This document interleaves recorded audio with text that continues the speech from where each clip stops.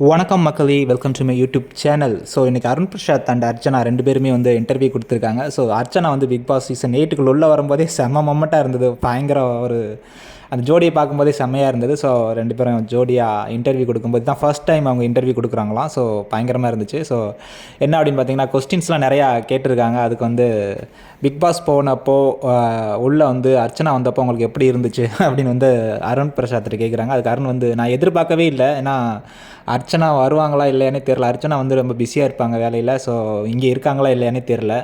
So நான் வந்து அப்போ தான் ஷூலாம் மாட்டிட்டு வந்துக்கிட்டு இருந்திருப்பேன் அப்படின்னு வந்து சொல்லுவார். ஸோ ஃபஸ்ட் எடுத்தோன்னே பார்த்தப்போ ஈரோடு மகேஷ் தான் உள்ளே வந்திருக்காரு. ஸோ ஓகே, இவர் தான் வந்திருக்காரு அப்படின்னு பார்த்தா ஷேடோவில் அப்படியே அர்ச்சனா வந்தாங்க.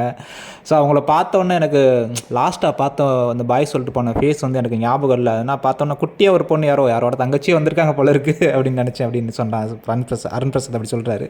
என்னது தங்கச்சியா அப்படின்னு வந்து நம்ம அர்ச்சனாவோட ரியாக்ஷன்ஸ் பயங்கரமாக இருந்துச்சு. இல்லைம்மா வேறு யாரோட தங்கச்சியோ அப்படின்னு வந்து நினச்சேன் அப்படின்னு வந்து அருண் வந்து சொல்கிறாரு. ஸோ பயங்கரமாக இருந்தது. ஸோ உள்ளே வந்ததுக்கப்புறம் நல்லா இருந்தது. ஏன்னா நான் எதிர்பார்க்கவே இல்லை. பட் உள்ளே வந்து 2 பேரும் அந்த உள்ளே கொடுத்த அந்த ஸ்பெண்டிங் உள்ளே வந்ததுக்கப்புறம் அந்த நாள் ஃபுல்லாமே பயங்கரமாக இருந்துச்சு. ஸோ பார்க்குறதுக்கு அந்த நாள் அப்படி மறக்க முடியாத ஒரு நாள் அந்த மாதிரி இருந்துச்சு அப்படின்னு வந்து அருண் பிரசாத் சொன்னார். ஸோ அர்ச்சனாட்ட கேட்குறாங்க, ஸோ நீங்கள் எப்படி ஃபீல் பண்ணீங்க உள்ளே வந்தது அப்படின்னு. ஸோ அர்ச்சனா வந்து நான் உள்ளே வந்து அவர் உள்ளே போனதுலேருந்து எப்படா வருவார் நினச்சிக்கிட்டே இருந்தேன். ஆனால் நான் உள்ளே போகும்போது தான் நினச்சேன், ஓகே அவர் உள்ளே இருக்கிறது ஒர்த்து தான். ஏன்னா நல்ல பேர் நல்ல புகழெலாம் வாங்கியிருக்காரு. ஸோ நான் எதிர்பார்த்ததை விட அது அளவுக்கு அதிகமாக தான் அவர் கொடுத்துட்டு வந்திருக்காரு. ஸோ உள்ளே போனப்போ நான் நிறையா விஷயங்கள் நினச்சிட்டே போனேன். நான் அவர்கிட்ட பிளெஸ்ஸிங் வாங்கணும் அப்படின்னு. ஏன்னா அவர் வந்து என்னுடைய லக்கி ஜாம்.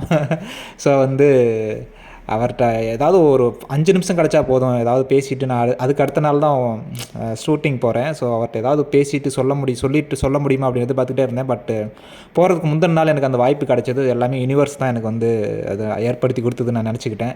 ஸோ உள்ளே போனதுக்கப்புறம் நிறையா பிளான் பண்ணிட்டு போனேன் உள்ளே. பட்டு கால் எடுத்து வச்சதுக்கப்புறம் என்ன அவரை பார்த்தோன்னே நான் அப்படியே ஃபுல்லாக மறந்துட்டேன் என்னென்ன சொல்லணும் அப்படிங்கிறத. ஸோ அதுக்கப்புறம் கோ வித் த ஃப்ளோ, அது வாட்டில் போகட்டும் அப்படிங்கிற மாதிரி தான் போயிட்டு தான் இருந்தோம். ஸோ இதான் நடந்துச்சு. நான் எப்போவுமே அவர்கிட்ட வந்து ஒரு பிளெஸ்ஸிங் வாங்கிட்டு போயிட்டேன்னா அது வந்து எனக்கு சக்ஸஸாக நடந்துடும் அப்படின்னு வந்து அர்ச்சனா சொல்லும்போது செம்மையாக இருந்தது. ஸோ அதுக்கப்புறம் பார்த்திங்கன்னா அந்த லாஸ்ட்டாக வந்து போகும்போது ஓய் ஐ லவ் யூ அப்படின்லாம் சொல்லியிருப்பார்ல நம்ம அருண். ஸோ அதை ரீக்ரியேட் பண்ண சொன்னாங்க. அது பண்ணும்போது பயங்கரமாக இருந்துச்சுங்க. ஸோ இவர் தீபக்கை கட்டி பிடிச்சிட்டு ஓய் அப்படிம்பாரு, அவங்க ஹஹா அப்படிம்பாங்க.